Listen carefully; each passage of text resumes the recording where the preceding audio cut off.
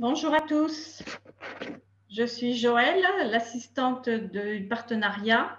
Nous vous remercions de votre présence à ce premier webinaire Ciel organisé par le service partenariat sur le thème de l'assurance décennale.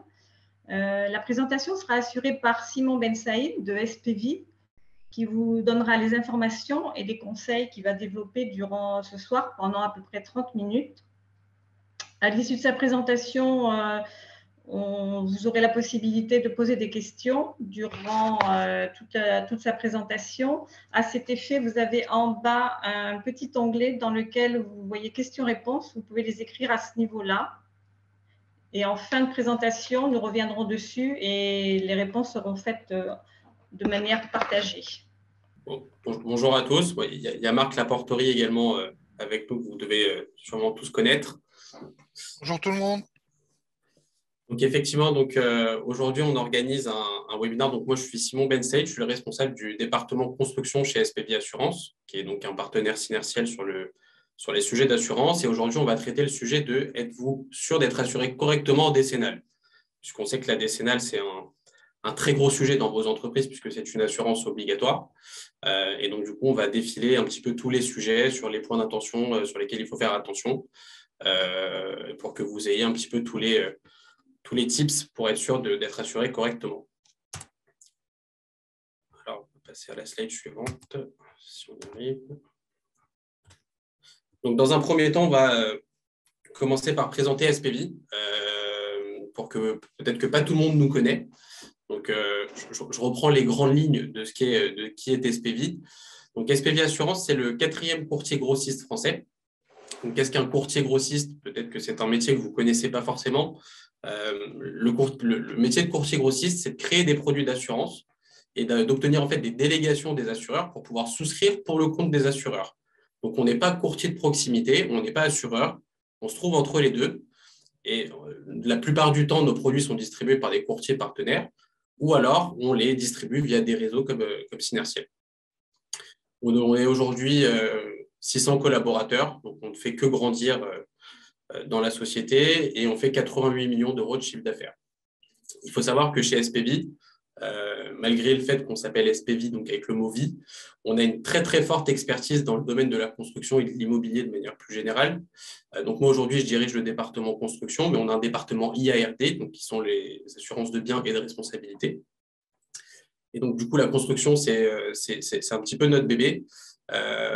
On accompagne aujourd'hui donc des entreprises de bâtiments de toute taille, des architectes, des maîtres d'œuvre, des promoteurs immobiliers, des marchands de biens et des entreprises de BTP. On sait un petit peu grosso modo de tout faire dans le monde de la construction et de l'immobilier. C'est important également de rappeler le partenariat Synertiel, puisque aujourd'hui, SPV est un partenaire historique de Synertiel. Donc, le partenariat il existe depuis 2017. Et comment ce partenariat s'est créé? Il y avait un besoin pour Synertiel de monter une offre en assurance décennale pour les adhérents du réseau.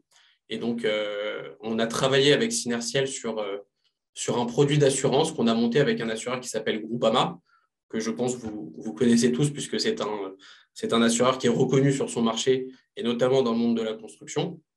Et donc, on a créé un produit d'assurance décennale pour les adhérents Synertiel, c'est-à-dire que c'est un programme auquel personne d'autre, à part un adhérent Synertiel, ne peut adhérer.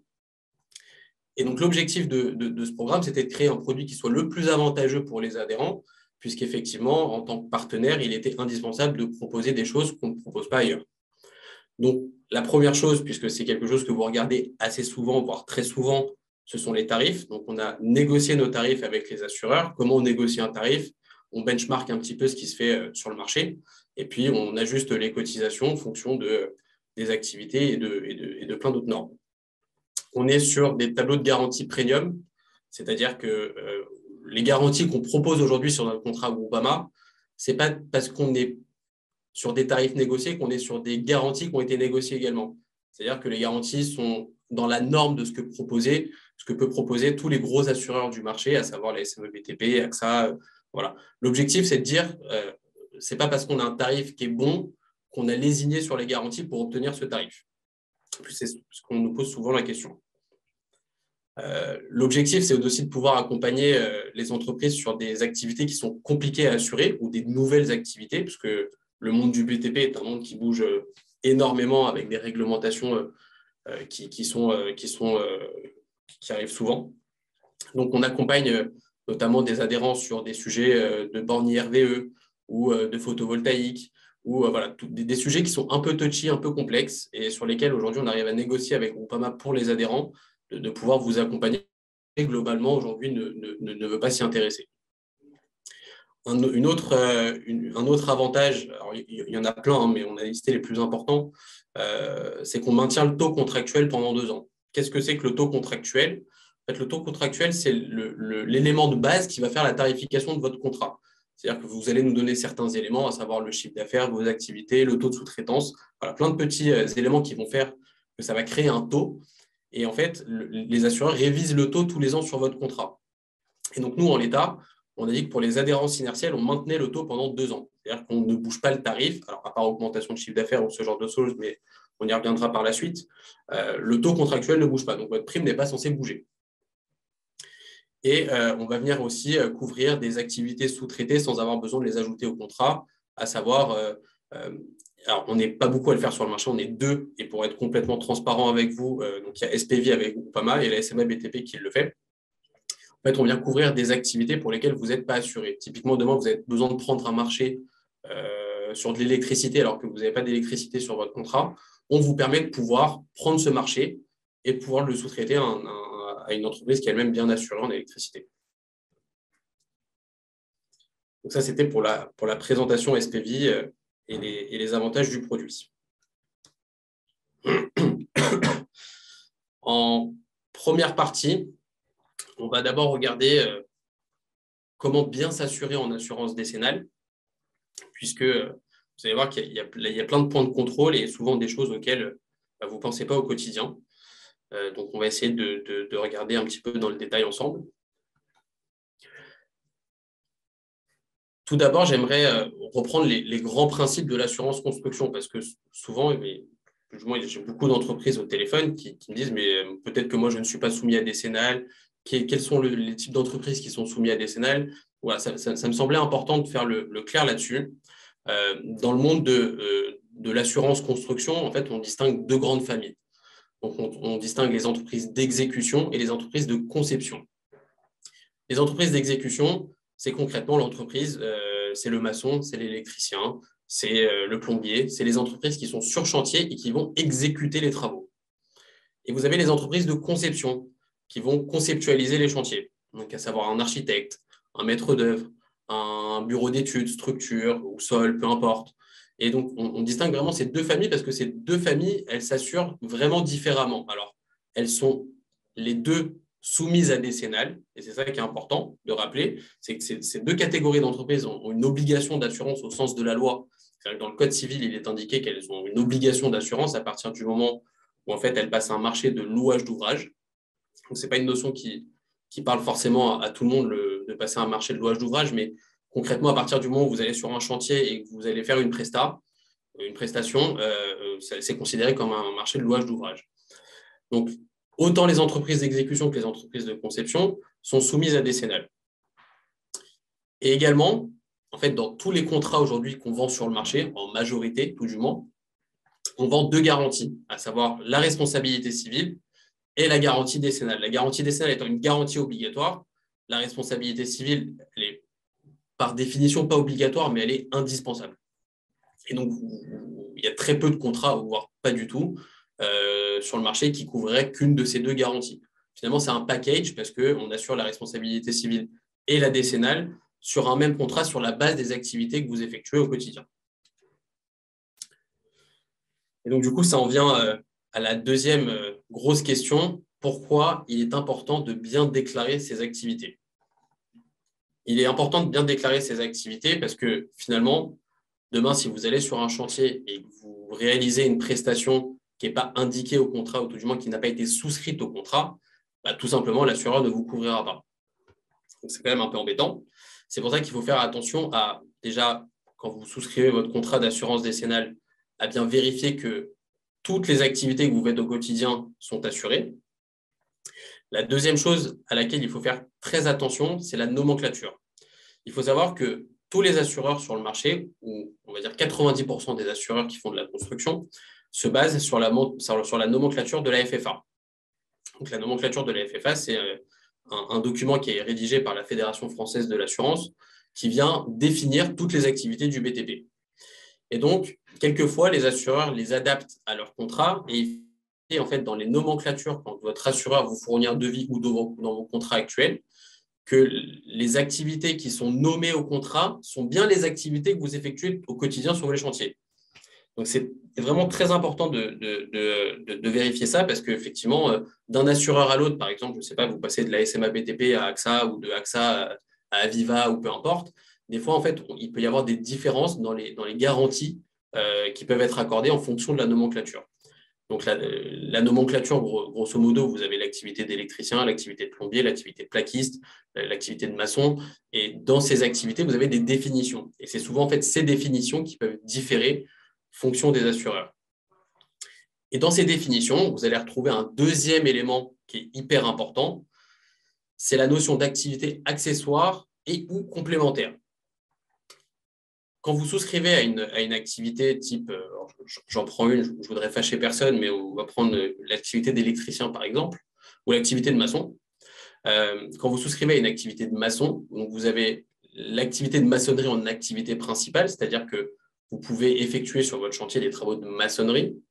Et souvent, vous verrez, tous après le webinaire dans vos attestations d'assurance, vous avez la notion d'activité accessoire et ou complémentaire.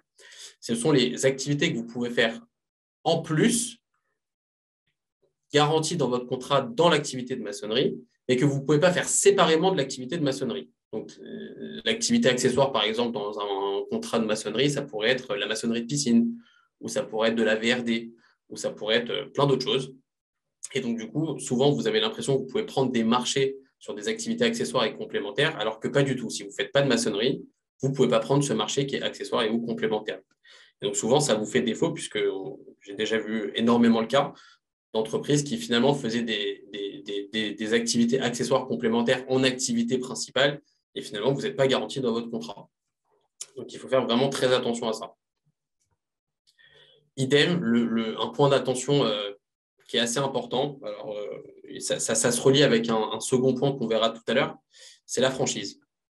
Donc, la franchise doit être vérifiée en fonction de votre chiffre d'affaires et de votre trésorerie, et qu'elle soit la plus cohérente possible. Effectivement, sur le marché, vous allez voir que des fois, il y a des assureurs qui sont un petit peu malins et qui mettent des franchises pour une entreprise qui fait, admettons, 100 000 euros de chiffre d'affaires, des franchises à 4 000 ou 5 000 euros, voire 6 000 euros, pour faire baisser le tarif.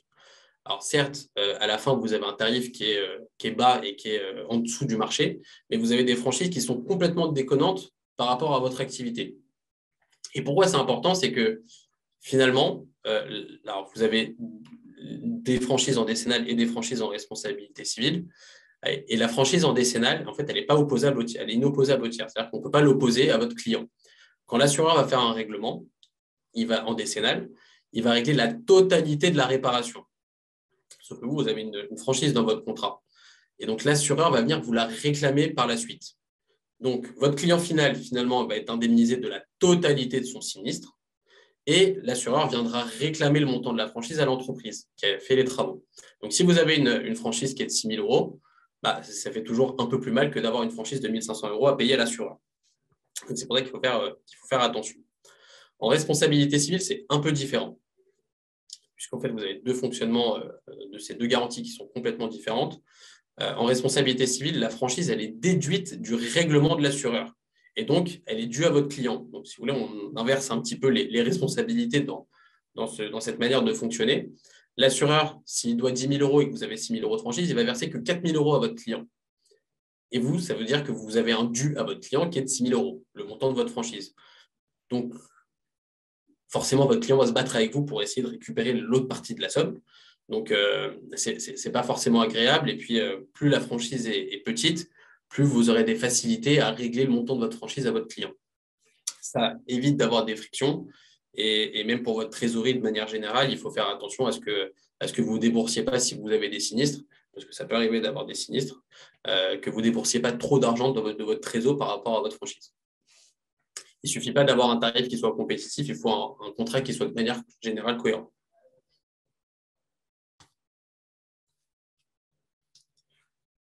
On va passer à la deuxième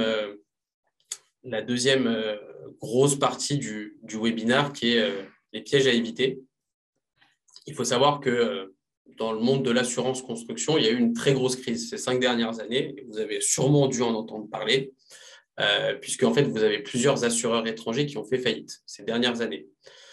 Donc, on en a 6 au total, donc on ne va pas les reciter parce que on risquerait de frictionner certains, mais parce qu'on a souvent des mauvais souvenirs avec ces assureurs.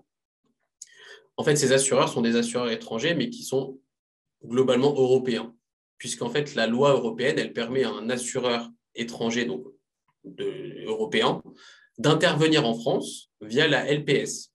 Donc, la LPS, qu'est-ce que c'est? C'est la libre prestation de service. Donc, c'est-à-dire qu'un assureur qui serait, par exemple, basé, on va donner un exemple, à Gibraltar, aurait le droit de venir vendre de l'assurance en France, donc de l'assurance décennale, alors que l'assurance décennale reste quand même un risque qui est franco-français, avec des règles et des spécificités qui sont assez complexes en décennale, puisqu'on intervient quand même sur une période de 10 ans. Et donc, l'assureur, lui, doit provisionner de la prime sur 10 ans. C'est-à-dire que les sinistres d'une année N ne sont pas payés via les primes collectées en année N. Les sinistres peuvent être payés jusqu'à 10 ans. Donc, il y a des règles et de solvabilité à respecter. Et donc, du coup, on a vu plusieurs de ces assureurs se casser la figure et faire faillite, puisqu'ils payaient la totalité des sinistres en année N avec les primes récoltées en année N. Sauf que quand on a plus de sinistres que ce qu'on récolte de primes, c'est assez simple de comprendre qu'on met très vite la clé sous la porte. Et donc, on a vu beaucoup d'entreprises se retrouver dans des situations extrêmement compliquées, puisque l'assureur fait faillite, donc il ne couvre plus le risque. Et donc, c'est pour ça qu'il est important, d'une part, de vérifier l'assureur avec qui vous avez signé un contrat. Alors, même si je vous l'accorde, vous n'êtes pas forcément des sachants de l'assurance. Et donc, du coup, il appartient au courtier ou à l'agent général, ou peu importe qui est votre intermédiaire, de vous alerter sur l'assureur qui vous assure. Néanmoins, étant donné que c'est vous qui signez à la finale le contrat, il faut quand même se renseigner et faire attention par qui on est assuré. Je me souviens qu'à une époque, et Marc pourra reprendre éventuellement la parole sur ce sujet, parce que c'est souvent un sujet qui revient sur la table quand on parle d'SPV, c'est qu'à l'époque, des entreprises qui faisaient partie du réseau Synertiel se sont fait complètement abandonnées par leur assureur qui a fait faillite et qui ont failli mettre la clé sous la porte parce que ils n'ont pas réussi à retrouver un assureur français. Alors, il faut savoir que les assureurs français ont une dent contre les assureurs étrangers. Et donc, du coup, pour reprendre une entreprise qui était assurée par un assureur étranger, c'est très compliqué. Et donc, du coup, on a mis la main à la pâte avec Groupama pour reprendre un bon nombre d'entreprises qui avaient été assurées par des assureurs défaillants pour qu'ils puissent continuer leur activité. Et donc, du coup, je me souviens qu'à l'époque, ça a été un très gros travail. Et pour autant, on a essayé de sauver le maximum d'entreprises. D'autres assureurs français ont joué le jeu. Je pense notamment à AXA qui a pas mal mis la main à la pâte sur ce sujet et qui a récupéré beaucoup d'entreprises. Néanmoins, il y a quand même beaucoup de boîtes qui ont fermé à cause de cette très grosse crise. Et ça reste quand même donc assez triste et hyper important. Est-ce que Marc, éventuellement, tu veux dire un mot là-dessus? Oui, Simon, je confirme effectivement que SPV a complètement joué le jeu de nos adhérents qui étaient abandonnés par ces compagnies low cost. Et en fait, on a aussi mis dans la balance auprès de Groupama le nombre d'adhérents. On avait plus de 130 entreprises à l'époque qui étaient assurées en décennale. Et c'est vrai que Groupama, on leur a dit, laissez-nous pas tomber. Alors, j'avais un exemple concret d'une belle boîte en France qui travaillait sur des marchés publics, donc qui avait absolument besoin d'une décennale. Il était à la limite du dépôt de bilan parce qu'il ne pouvait pas présenter de décennale. Et c'est Groupama et SPV nous avons réussi à le sauver grâce à l'intervention de Groupama et de SPV. Mais c'est vrai qu'à l'époque, on en a eu beaucoup qui nous ont sollicité pour justement basculer. Puis justement, la mutualisation et puis le nombre d'adhérents qui souscrivent à l'assurance, on a beaucoup plus de poids si on est 130, 150, demain 200, que si on est tout seul assuré chez son assureur. C'est un peu plus facile. Effectivement, là où je rejoins Marc, et c'est là où on sollicite les adhérents, nous, de notre côté, on essaye de construire le contrat qui soit le meilleur possible pour vous. Alors, je ne dis pas qu'on est tout le temps meilleur, Il nous arrive des fois de fonction de la typologie de la société, voilà, ce serait une folie de dire qu'on est tout le temps meilleur. C'est pas vrai, on est souvent meilleur. Mais on est souvent meilleur parce que les adhérents jouent le jeu. Et plus il y a d'adhérents qui vont rentrer dans le programme, plus nous, ça nous donne des billes pour aller négocier avec Groupama et de pouvoir typiquement négocier les tarifs, négocier les conditions de renouvellement, parce que vous savez que tous les ans, vos contrats sont souvent augmentés. C'est soit indexé sur l'indice du BT01, soit les assureurs, dans leur portefeuille, ils ont trop de sinistres, ils majorent les sinistres, enfin, ils majorent les portefeuilles, donc vous vous retrouvez avec des augmentations de 15, 20, 30%. Et ce n'est pas le cas avec nous, puisque jusqu'à présent, on a réussi à maintenir des taux de renouvellement qui sont qui sont très corrects, parce que justement, plus on a d'adhérents qui rentrent dans le programme Synertiel avec Groupama, plus on a de la force pour aller négocier avec l'assureur. Donc, c'est un vrai sujet. Et d'ailleurs, on remercie tous les adhérents qui ont bien voulu jouer le jeu jusqu'à présent.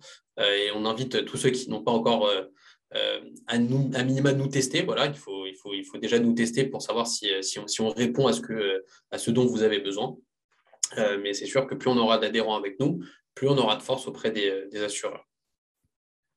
Ouais, merci Marc pour ton témoignage. Pour continuer, la sous-traitance non assurée. Donc, un autre piège à éviter ou sur lequel il faut faire très attention, c'est il faut savoir qu'au sens de la loi, pareil, c'est indiqué dans le Code civil, le sous-traitant n'a aucune obligation d'assurance. C'est-à-dire que vous pouvez prendre n'importe qui en sous-traitant. En réalité, un sous-traitant, il a, au sens de la loi, aucune obligation d'assurance. Il n'est pas obligé d'avoir une décennale. Et donc ça, souvent, c'est un sujet qui fait débat, mais pour autant, c'est vrai et c'est la loi. Donc c'est là où il faut faire attention. C'est l'entreprise qui signe le marché qui prend l'entièreté de la responsabilité. Si vous signez un marché avec un de vos clients et que derrière vous sous-traitez l'activité, in fine, c'est vous qui prenez l'entièreté du marché et qui en prenez la responsabilité, notamment la responsabilité assurantielle. Ce qui veut dire que si demain vous avez un sinistre, même si vous avez sous-traité un lot à une entreprise qui est elle-même bien assurée en décennale, c'est quand même vous qui prenez la responsabilité de ce marché, même si derrière il y a des recours, puisque si toutefois vous avez pris un sous-traitant qui est bien assuré, on ira récupérer nous l'argent, enfin Groupama ira récupérer l'argent chez le sous-traitant, mais tout du moins, la norme, c'est que l'entreprise qui signe le marché prend la responsabilité, donc il faut faire attention à ce que vous signez. Et donc, plusieurs risques si la sous-traitance n'est pas maîtrisée. Ça veut dire que si demain, vous prenez un sous-traitant qui n'est pas assuré pour son activité, pour l'activité pour laquelle vous la sous-traitez, ça veut dire que grosso modo, dans la boucle, personne n'est assuré pour l'activité. Et donc, finalement, c'est vous qui avez signé le marché, donc c'est vous qui avez la responsabilité, donc c'est vous qu'on va venir attaquer. Sauf qu'il n'y a plus de contrat d'assurance pour vous couvrir, et là, on va venir puiser sur vos fonds propres. J'ai souligné ce point-là parce que fut une époque où dans une ancienne vie, je réglais des sinistres chez un autre gros assureur où je réglais des gros sinistres. J'ai vu des entreprises mettre la clé sous la porte parce qu'ils ont sous-traité une activité à un sous-traitant qui n'était pas bien assuré et ils n'étaient eux-mêmes pas assurés pour l'activité. Et le montant des dommages était tel que ça dépassait le montant du chiffre d'affaires qu'ils réalisaient annuellement. Et donc, ils ont dû payer le sinistre de leur poche et ensuite mettre la clé sous la porte. Donc, c'est évidemment ce qu'on souhaite à personne. Et c'est pour ça qu'il faut vraiment maîtriser sa sous-traitance. Tout à l'heure, je vous parlais de la clause qu'on a mis dans les contrats pour laquelle vous pouvez sous-traiter des activités non assurées. Et donc, on vient contrer un petit peu cette obligation, tout du moins ce risque. On vous permet de pouvoir sous-traiter une activité pour laquelle vous n'êtes pas assuré. Donc, ça veut dire que demain, vous sous-traitez un lot. Je vous donne un exemple idiot. Vous sous-traitez de la plâtrerie et vous n'êtes pas assuré. Et même si vous prenez un sous-traitant qui est lui-même bien assuré en plâtrerie, en fait, d'une part, ça vous permet de pouvoir gagner des marchés. Et d'autre part, ça vous permet de pouvoir être soulagé dans le sens où si vous prenez le sous-traitant qui ne va pas bien ou qui a déposé la clé sous la porte, voilà, vous serez quand même assuré par votre contrat. Et je peux vous assurer que même si là, en l'état sur ce webinaire, vous n'en voyez pas l'utilité, je peux vous dire qu'au quotidien, c'est hyper important. Et finalement, on a sauvé plein de sociétés avec cette clause. Un contrat peut vous faire perdre des marchés. Oui, d'autres pièges, encore un autre piège à éviter. Donc, chaque assureur propose des garanties et des montants de garantie différents, puisque c'est quand même au bon vouloir de l'assureur de proposer les garanties qu'il veut, malgré qu'on est sur la base d'une garantie obligatoire. Les montants de garantie, eux, ne sont pas obligatoires, notamment en responsabilité civile. Et donc, il faut faire attention forcément à ces tableaux de garantie. On sait que les assureurs du marché, les assureurs français proposent tous globalement la même chose, mais pour autant, ça n'empêche qu'il faut quand même aller regarder dans le détail.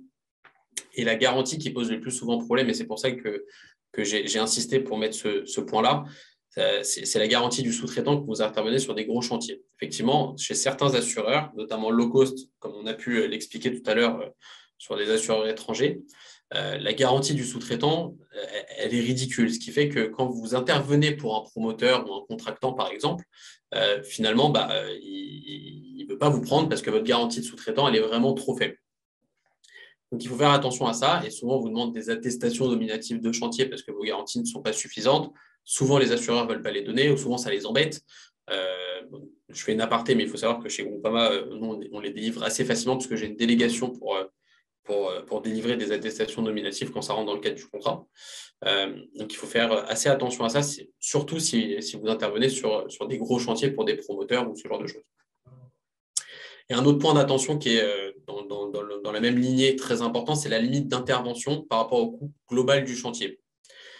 Il faut savoir que tous les contrats, de manière générale, sont limités à 15 millions. C'est-à-dire que vous ne pouvez pas intervenir sur un chantier dont le coût global, je ne parle pas de votre intervention, est de 15 millions. Si toutefois vous intervenez sur souvent des gros chantiers, je ne sais pas, par exemple sur de la construction neuve ou ce genre de choses pour des promoteurs, souvent on dépasse le seuil des 15 millions. Et en fait, le promoteur, quand il regarde vos attestations d'assurance, il ne s'embête pas. Et il dit à 15 millions, pour moi, ce n'est pas suffisant, je ne prends pas ce sous-traitant. Donc, au-delà des 15 millions, on fait des attestations nominatives, mais il y a des assureurs qui vont vraiment en dessous des 15 millions. Et c'est ça aussi sur lequel il faut faire attention parce que l'assureur qui vous assure à moins de 15 millions au global ne fera pas d'attestation nominative aussi performante que ce qu'on pourrait le faire chez un assureur classique. Donc voilà, bon, j'ai tenu le timing parce qu'on avait prévu une demi-heure pile pour présenter le webinaire et tout du moins présenter tous les points qui me semblaient importants de vous rappeler et sur lesquels il faut faire attention au quotidien, que vous soyez chez SPV, pas chez SPV, chez un courtier, chez un agent général, peu importe. C'est vraiment un webinaire qui est fait pour que vous soyez assuré correctement, pérenniser votre entreprise et peu importe chez l'assureur avec qui vous êtes, la garantie décennale, c'est un gros morceau dans vos boîtes. Donc, et puis je me tiens au-delà de ça à votre disposition sans forcément souscrire chez moi, il n'y a aucune incitation commerciale. Je me propose, et je le fais souvent, que d'intervenir en conseil dans vos entreprises si toutefois vous avez des questions ou quoi que ce soit, des choses que vous ne comprenez pas, ou parce que vous passez par un courtier qui n'est pas spécialisé en construction, par exemple, ce qui peut arriver, qui n'a pas forcément la réponse. Je donne souvent mes coordonnées pour ne donner que des conseils. Donc, le conseil n'est pas payant. C'est le but d'un partenariat. On essaie de vous donner le maximum de bonnes informations possibles. Merci Simon. Alors on a des questions Simon. J'ai une première question de Mireille qui nous demande si la cotisation garantie 2 ans, même si le chiffre d'affaires évolue. Elle pose la question. Alors, on revient sur le sujet du taux contractuel. Alors, le chiffre d'affaires, il évolue et le taux contractuel n'évolue pas. Donc, en fait, quand on va venir calculer votre cotisation d'assurance décennale, on va faire, admettons que votre taux contractuel soit de 1% et que vous fassiez 100 000 € de chiffre d'affaires au départ. Donc, le calcul de votre cotisation d'assurance décennale, c'est le taux fois votre chiffre d'affaires, ce qui vous donne votre cotisation hors taxe. Donc, c'est ce que vous payez à l'année. Quand vous faites une explosion de chiffre d'affaires ou pas d'ailleurs, hein, si vous faites, je sais pas, vous doublez votre chiffre d'affaires, vous en faites finalement 200 000, finalement l'assureur en année N, il aura récolté en prime que sur la base des 100 000 et donc pas sur la base des 200 000. Donc il y aura un complément à payer puisque finalement vous avez doublé votre chiffre d'affaires. Mais ce qu'on n'a pas changé initialement, c'est le taux contractuel, c'est les 1%. C'est-à-dire que d'une année à l'autre, je ne vais pas dire c'est 1,5. On garde les 1% qu'on a fixés au départ entre vous et nous. Je ne sais pas si c'est clair. N'hésitez pas, si ce n'est pas clair, à revenir vers nous. Moi, j'ai trois petites choses à ajouter. La première, c'est que effectivement, SPV et puis Groupama ont toujours répondu lorsqu'on avait un problème avec un adhérent.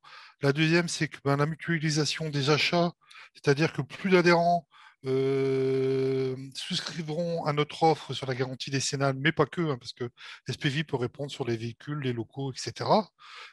Plus on pourra nous négocier des conditions auprès des des compagnies. Et en plus, comme on le disait tout à l'heure, si un d'entre vous a un gros litige, c'est beaucoup plus facile quand on a le poids de 150, 200 adhérents avec des centaines de milliers d'euros de cotisation auprès des assureurs.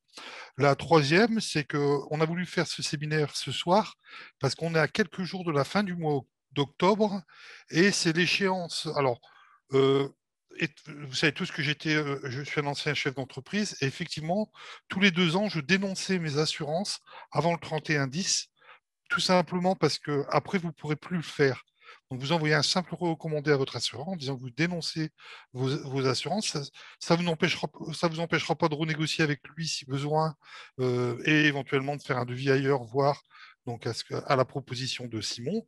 Euh, Pourquoi avant le 31-10? Parce que vous avez un délai de préavis de 2 mois pour dénoncer vos assurances. Donc, moi, je le faisais tous les 2 ans et puis bien souvent, ça me faisait faire des économies parce que soit mon assureur ou le nouvel assureur me faisait une meilleure proposition, ça me permettait de baisser ce poste-là. Donc là, ce que je voulais rajouter. Merci beaucoup, Simon. N'hésitez pas si vous avez d'autres questions. On est à vois votre que écoute. dans l'onglet questions-réponses, il y a Ah oui. visiblement des questions. Alors, assurez-vous le photovoltaïque. Je suis déjà assuré chez la MAF, mais j'aimerais comparer. Active Énergie. Alors, Alors, oui. absolument. Vas-y, Simon. Alors, le sujet du photovoltaïque est un sujet un petit peu compliqué en ce moment, puisque globalement, les assureurs ne veulent pas y aller. Et ça, en fait, ça s'explique par le fait qu'il y a quelques années, on faisait de l'intégration et maintenant, vous faites de la surimposition. Et en réalité, il y a eu énormément de sinistres qui sont survenus à l'époque de l'intégration, que ce soit notamment des sinistres en étanchéité. Euh, donc, les assureurs se sont retirés un petit peu du photovoltaïque et ils ont du mal à s'y remettre, alors qu'aujourd'hui, on sait que le débat sur les économies d'énergie est un gros débat et que le sujet du photovoltaïque revient en force. On le fait, évidemment, selon les conditions de Groupama, c'est-à-dire qu'il n'y a pas beaucoup de solutions sur le marché. On a le mérite de le faire aujourd'hui selon des conditions qui sont propres à Groupama. Donc, on essaie de vous accompagner au mieux. Et puis, avec plaisir, je vous donnerai les conditions qui vont bien pour pouvoir adhérer à un contrat photovoltaïque avec Groupama et faire un devis comparatif. N'hésitez pas à contacter Simon. Alors, je vous rappelle aussi que les coordonnées sont dans l'application MySinertiel. Alors, j'ai une autre question d'Éric Bellet qui nous dit: je travaille seul et je vous ai sollicité à l'époque, mais il m'avait été répondu que ce n'était pas compétitif pour un artisan. Alors, Simon. Alors ça ne devait être pas moi à l'époque, hein, puisque moi C'était pas Simon. je suis arrivé en 2019. Mais si, c'est en fait, effectivement, même si vous êtes seul, sur la base de 100 ou 200 000 euros de chiffre d'affaires, on est souvent sur les minimums de primes. Et les minimums de primes diffèrent en fonction des assureurs.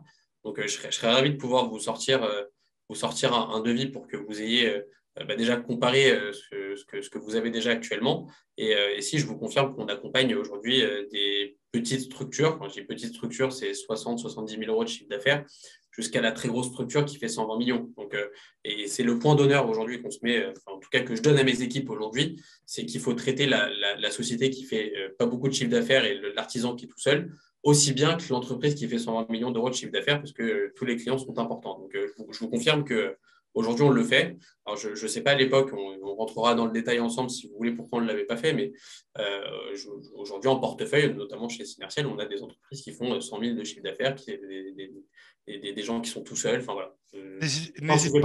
N'hésite pas, Eric, à rappeler Simon, il fera un devis et puis vous pourrez regarder ça.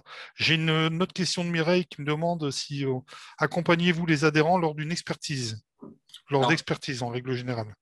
Alors, on essaie de le faire le plus souvent possible. Alors, il faut savoir qu'on est en train de se développer de manière conséquente et donc, du coup, on est en train de recruter pour essayer de mailler le territoire le plus possible.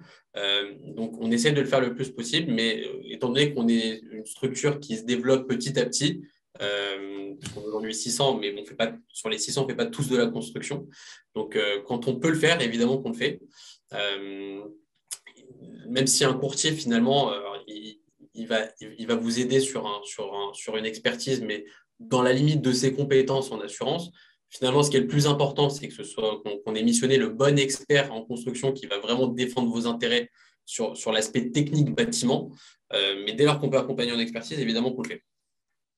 Je complète. En fait, moi, ce qui m'intéresse dans ce partenariat, c'est bien entendu l'aspect tarifaire qui est très intéressant pour nos adhérents, mais aussi la réactivité de notre interlocuteur unique qui est Simon pour quelques questions que ce soit. Et pour moi, ça a presque autant de valeur que tout le reste, dans le sens où dès qu'on a une question sur les assurances, on est un peu esselé, on est un peu tout seul. Vous appelez une plateforme où il faut taper 1, taper 2, taper 3. Là, je sais que Simon, quand il vous répond, il vous fait une proposition, il vous laisse même son numéro de portable, quoi. Donc, vous avez un interlocuteur unique qui peut répondre très rapidement à toute question. Et puis, s'il n'a pas la réponse, il vous dirigera, bien entendu, vers le bon service. Merci à tous. Je pense avoir répondu à toutes les questions. N'hésitez pas si vous en avez d'autres. C'est le moment de parler de la décennale. Si toutefois vous avez des questions qui vous viennent pas tout de suite, mais qui vont venir après, n'hésitez pas à m'envoyer, soit me passer le coup de fil qui va bien, je vous répondrai avec plaisir, ou soit m'envoyer un petit mail et pareil, je répondrai à toutes vos questions. Et encore une fois, pas forcément des questions commerciales. Ça peut être des questions techniques sur vos contrats actuels. Voilà, je me ferai un plaisir d'y répondre. Et puis voilà, je vous remercie en tout cas d'avoir participé à ce webinaire et d'avoir posé des questions et d'avoir été. J'espère que c'était assez complet et que ça vous a donné quand même pas mal d'infos pertinentes. Donc, on essaiera d'en faire d'autres. Simon, je fais un petit complément, Simon. Si les personnes ont besoin d'une simulation, qu'est-ce qu'ils doivent te fournir pour pouvoir faire un devis le plus précis possible?